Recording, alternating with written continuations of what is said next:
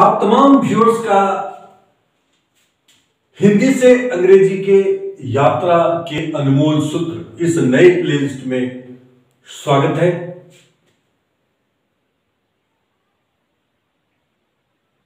अंग्रेजी जिन लोगों को लिखना आता है, ये जरूरी नहीं कि उनको अच्छा बोलना भी आता हो, लेकिन जिनको अंग्रेजी बोलना आता है उनको अच्छा लिखना भी स्वतः आ जाता है, ये हम सभी जानते हैं।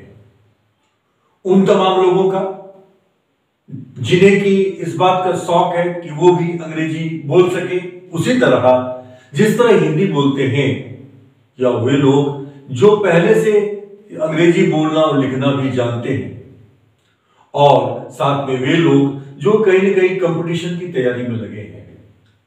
इन तीनों कैटेगरी के लोगों को केंद्र में रखकर हमने ये नया प्लेलिस्ट शुरू किया है।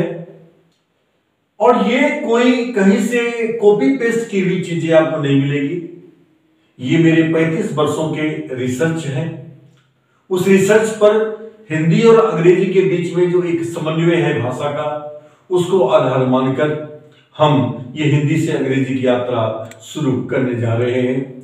आपको जो क्वालिटी ऑफ प्रेजेंटेशन एक एपिसोड में दिखाई देगा, वही क्वालिटी और प्रेजेंटेशन कंटेंट्स का हर एपिसोड में दिखाई देगा। मेरा आपसे निवेदन है कि आप इसके एक एपिसोड को देखें, कोई कड़ी आपसे मिस ना हो। और यदि आपको हमारे कंटेंट्स सहज, सरल, आकर्षक और अति उपयोगी लगते हैं, तभी आप हमारे चैनल को सब्सक्राइब करें, लाइक करें। ये जो नया प्लेलिस्ट है, इसका नाम हमने रखा है हिंदी से अंग्रेजी के यात्रा के अनमोल सूत्र। और इसमें कड़ी दर कड़ी हम एक एक स्टेप करके आपको हम जो भाषा की बारीकी है, जिन छोटी छोटी बातों का हम ख्याल रखने से हमें कम से कम आगे किसी प्रकार की कोई समस्या नहीं आ सकती, न बोलने में गलती हो सकती है, न लिखने में गलती हो सकती है। ये मैं आपसे वादा करता हूं। सबसे पहले हम जानते हैं कि सौरमंडल है। सौरमंडल के 8 सदस्य हैं, जिसके परिवार का मुखिया सूर्य होता है। उस सूर्य के चारों तरफ सारे के सारे ग्रह जो हैं वो भ्रमण करते हैं, वो एक परिवार है। उसमें से किसी एक ग्रह की त्रिज्या किसी दूसरे ग्रह की त्रिज्या यानी रेडियस के बराबर नहीं है, यानी वो आपस में कभी नहीं टकराते हैं। ये डिसिप्लिन है, जिस डिसिप्लिन की वजह से ये सृष्टि हमें जब से हमारा जन्म हुआ तब से हम यूं का त्यों देख रहे हैं, वहां कोई मिस्टेक नहीं है। ठीक उसी प्रकार से हमारे परिवार में भी जो परिवार का मुखिया है, उस परिवार का मुखिया जो होता है वो सबका ख्याल करता है, भावनाओं का, आवश्यकताओं का, सामाजिक संरक्षण का। और बाकी जो सिद्ध सदस्य हैं, सबका उस परिवार में एक निश्चित स्थान है, एक निश्चित रेडियस है, एक फिक्स्ड रेडियस है। और वो उस रेडियस में अगर रहते हैं तो उस परिवार को हम डिसिप्लिन फैमिली कहते हैं। उसी प्रकार से शब्द का भी परिवार है।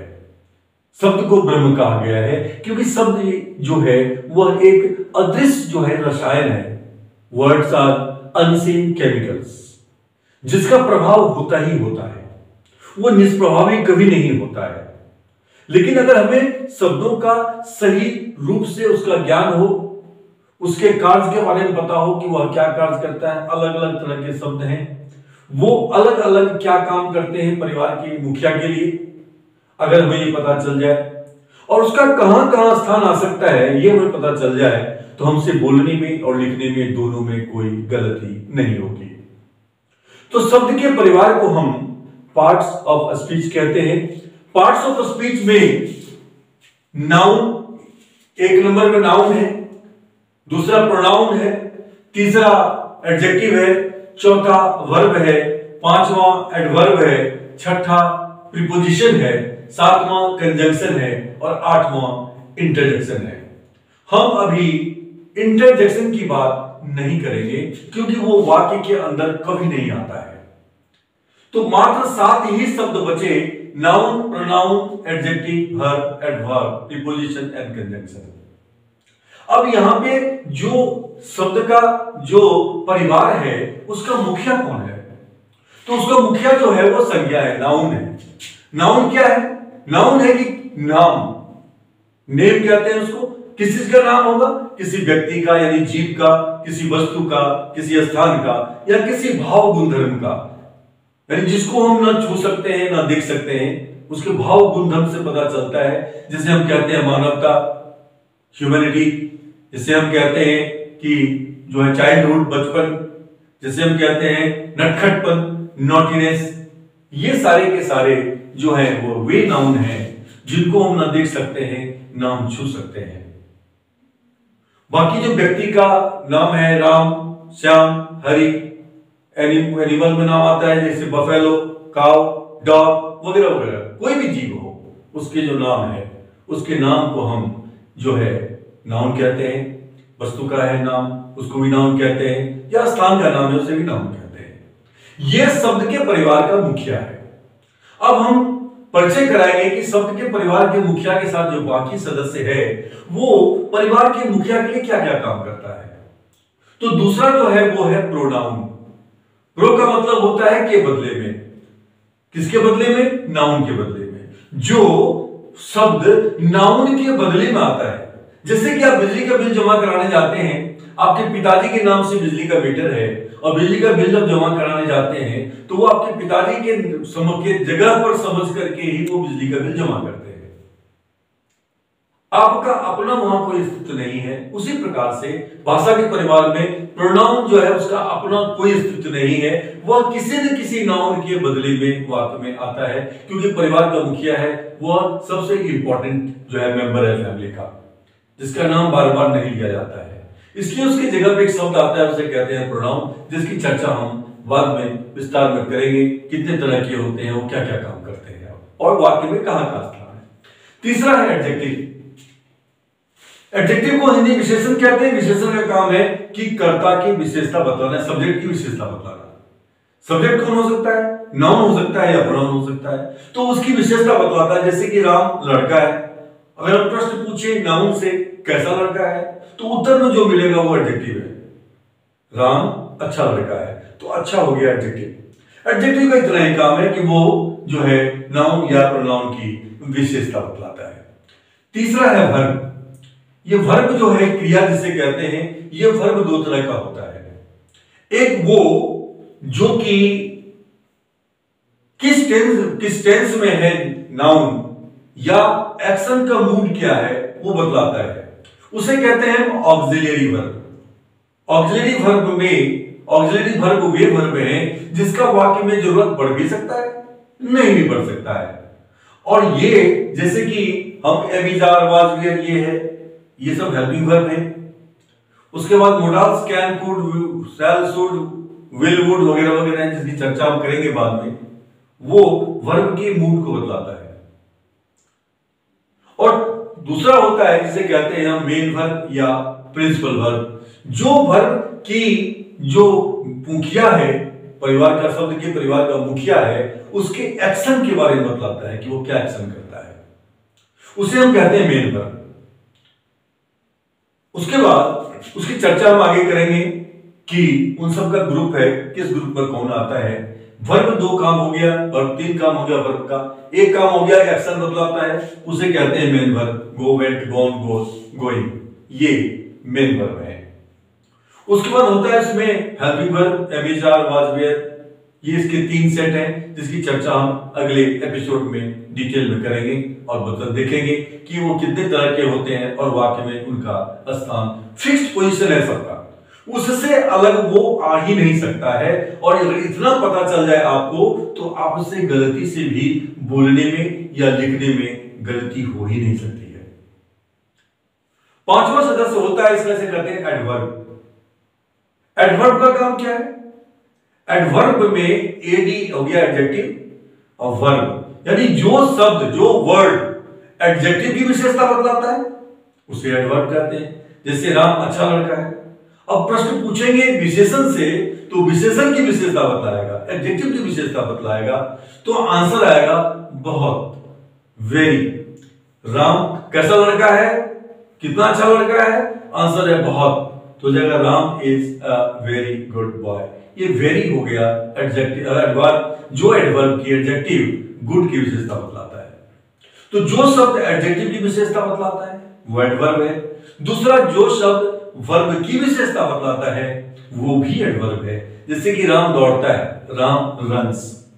अब प्रश्न पूछे हम क्रिया से, एक्शन से, कि कैसे दौड़ता है, तो आंसर आएगा तेज या धीरे धीरे।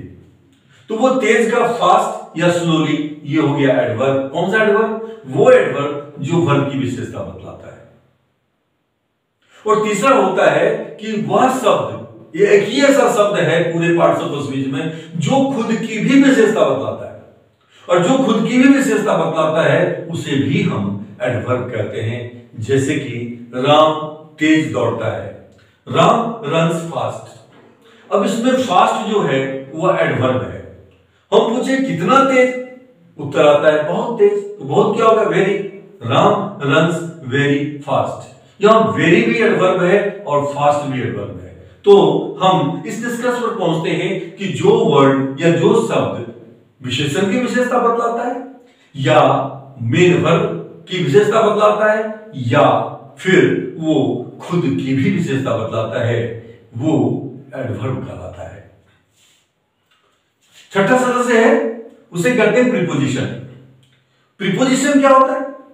प्री मतलब होता है के पहले, पोजीशन का मतलब है स्थान। मान लीजिए कि हम मान लेते हैं कि ए कोई सारे के में से की 7 पार्ट्स ऑफ स्पीच में से कोई एक पार्ट्स ऑफ स्पीच है ए, और बी जो है वो प्रीपोजिशन है, और सी जो है वो कोई नाउन या प्रोनाउन है। तो वाक्य में जो बी है प्रीपोजिशन, वो हमेशा किसी न किसी नाउन या प्रोनाउन के पहले आएगा, कुछ अपवादों को छोड़कर। वो किसी न किसी नाउन या प्रोनाउन के ठीक पहले आएगा, और प्रीपोजिशन के पहले कोई भी पार्ट्स ऑफ स्पीच आए उसके साथ उस नाउन का क्या संबंध है वो ये बतलाता है। उदाहरण के तौर पर, there is a book on the table. अब यहां पे बुक जो है वो नाउन है, ऑन प्रीपोजिशन है, और टेबल जो है वो भी नाउन है। तो यहां पे ऑन जो प्रीपोजिशन है वो बी है, और बुक जो है वो जो है ए है, नाउन है, और उधर जो है टेबल वो सी है, वो नाउन या प्रोनाउन है, नाउन है। उसी तरह से हम जो है और भी सेंटेंस ले सकते हैं। He was running on the playground.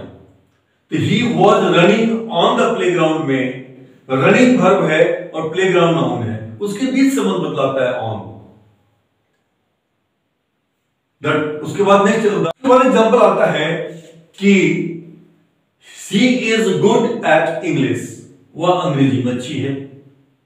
अब she is good at English हम देखते हैं कि गुड एडजेक्टिव है, एट प्रीपोजिशन है, इंग्लिश जो है नाउन है। इस तरह से कोई भी पार्ट्स ऑफ स्पीच जो है अगर वो प्रीपोजिशन के पहले आता है तो उसका संबंध प्रीपोजिशन उस नाउन से जोड़ता है, बतलाता है जो जिस नाउन के ठीक पहले वो आता है। A ball fell on to the ground. A ball fell गिरा, ऑन मतलब सतह को छूते हुए, टू द ग्राउंड मतलब हुआ कि जमीन के सतह तक ही, उससे आगे नहीं। A ball fell on to the ground में ऑन और ग्राउंड के बीच में आया है टू। टू प्रीपोजिशन है, ऑन भी प्रीपोजिशन है, लेकिन जो टू प्रीपोजिशन है वो ऑन और ग्राउंड के बीच रिलेशन बतलाता है। और लास्ट होता है और उसे वो जो मेंबर है वो है कंजंक्शन। कंजंक्शन क्या काम करता है? कंजंक्शन का काम है कि वो दो पैरेलल पार्ट्स ऑफ स्पीच को जोड़ता है। पैरेलल का मतलब क्या हो गया कि नाउन को नाउन से जोड़ता है। Ram and Shyam are good friends, noun noun. Ram and I are going to market, हो गया noun and pronoun. He and I are going to school, pronoun pronoun. उसके बाद प्रोनाउन नाउन को जोड़ता है, ही एंड आई हो गया। उसके बाद Ram and Shyam, Ram and he, Ram and he, ये हो गया noun plus pronoun, are good friends. ये parallel parts of the speech को जोड़ता है। Parallel parts of the speech मतलब कि नाउन को नाउन से, प्रोनाउन को प्रोनाउन से, नाउन को प्रोनाउन से, एडजेक्टिव को एडजेक्टिव से, वर्ब को वर्ब से। She was singing and dancing, she was singing and dancing conjunction है। तो सिंगिंग एंड डांसिंग जो है उसमें सिंगिंग भी वर्ब है, डांसिंग भी वर्ब है। The tortoise ran slowly but steadily, वहां एडवर्ब है। स्लोली धीरे धीरे, स्टेडली मतलब बिना रुके हुए। तो स्लोली बट स्टेडली में यहां पे दोनों एडवर्ब है जिसको कि एंड जोड़ रहा है। प्रीपोजिशन का हमने बताया आपको, उसका कंजंक्शन कंजंक्शन को नहीं जोड़ता है। ये पहला काम है।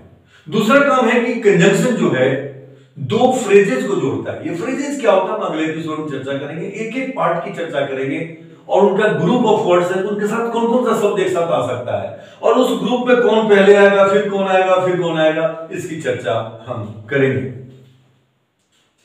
और मुझे उम्मीद है कि आपको यह एपिसोड बहुत ही सरल, आकर्षक और उपयोगी लगा होगा। हम अगले एपिसोड में चर्चा करेंगे कि जो वाक्य बनते हैं उस वाक्य में उसके कितने ग्रुप ऑफ वर्ड्स होते हैं जिसे उसका हम कंपोनेंट्स कहते हैं, और उस प्रत्येक कंपोनेंट में कौन कौन से पार्ट्स ऑफ स्पीच होते हैं और उनका वाक्य में पोजीशन कहां कहां होता है, जो बहुत ही आपको जो है आकर्षक और अति उपयोगी, अति सरल लगेगा आपको। और मैं आपको वादा कर सकता हूं कि आपको आनंद आएगा। आपकी कई सारे भ्रम जो अब तक थे वो भ्रम भी दूर होंगे, और फिर आपसे कई सारी ऐसी गलतियां होती थी जो गलतियां आगे नहीं होगी।